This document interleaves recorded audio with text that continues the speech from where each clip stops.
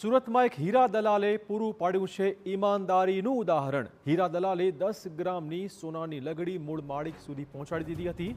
ભૈદરપુરાના હીરા માર્કેટમાંથી મળી હતી 10 લાખથી વધુની સોનાની લગડી। લગડીના માલિક સુધી પહોંચવા માટે હીરા દલાલે છપાવ્યા 20 પોસ્ટર। જેની વસ્તુ ખોવાઈ હોય એ સંપર્ક કરો, આ પોસ્ટરમાં ઉલ્લેખ કરાયો હતો।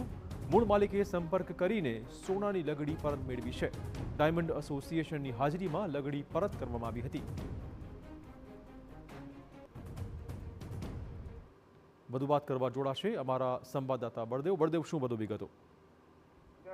જે રીતે સુરતની અંદર હજુ પણ ઈમાનદારી જે જાગતી હોય તે રીતનું જોવા મળી રહ્યું છે। ઈમાનદારી હજી પણ જે જોવા મળી રહી છે, કારણ કે સુરતના હીરા બજારની અંદર વરાછા વિસ્તારમાં જે હીરા બજાર આવેલું છે તેની અંદર એક વ્યક્તિની જે 10 ગ્રામની જે સોનાની જે લગડી હતી તે પડી ગઈ હતી અને ત્યારબાદ જે હીરા બજારની અંદર એક જે દલાલ છે તેમને જે મળી હતી અને તેમને પોતાની જે રીતે આ જે મળેલી જે સોનાની લગડી હતી તેમને એક નિર્ણય કર્યો હતો કે આટલા આજે બજારના ભાવમાં અત્યારે જે સોનાનો ભાવ સતત વધી રહ્યો છે, જ્યારે આ કોઈની લગડી જે જ્યારે પડી ગઈ છે તો તેમને પરત કરવી જરૂરી છે।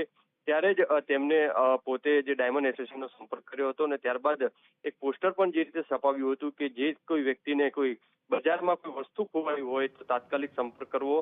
ત્યારબાદ મૈદરપુરા હીરા બજારમાંથી આ મળી આવેલી આ જે લગડી હતી તેની અંદર જે 20 જેટલા જે પોસ્ટરો છપાવવામાં આવ્યા હતા અને જેમાં લખવામાં આવ્યું હતું જેની વસ્તુ ખોવાઈ હોય તેનો સંપર્ક કરો। એટલે કે અનેક લોકો પણ સંપર્ક કર્યો હતો લેભાગુ તત્વો દ્વારા પણ જે રીતે આખરે મૂળ માલિકને જે રીતે આ જે સોનાની લગડી છે ફરાઈ કરી અને જે પરત કરવામાં આવી છે, જે રીતે મૂળ માલિક ચેતન અદાણીએ આ ડાયાભાઈ વઘાણીએ સંપર્ક કરી અને 10 લાખથી વધુની કિંમતની આ સોનાની જે લગડી હતી ડાયમંડ એસોસિએશનના પ્રમુખ મારફતે જે પરત કરવામાં આવી છે અને ડાયમંડ એસોસિએશન દ્વારા આ જે વ્યક્તિને જે સોનાની લગડી મળી હતી તેમને પણ સ્વાગત કરવામાં આવ્યું હતું ને તેમનું સન્માન કરવામાં આવ્યું હતું। કારણ કે અત્યારે જે રીતે લોકો ચીટિંગ કરતા નજરે પડતા હોય છે, લોકો જે ઉઠમણા કરતા હોય છે તે વચ્ચે આ કિસ્સો છે એક ચોંકાવનારી વાત કહી શકાય। ધન્યવાદ બળદેવ તમામ જાણકારી બદલ। તો ઈમાનદારીનો એક સારો ઉદાહરણ આ હીરા દલાલે પૂરું પાડ્યું છે।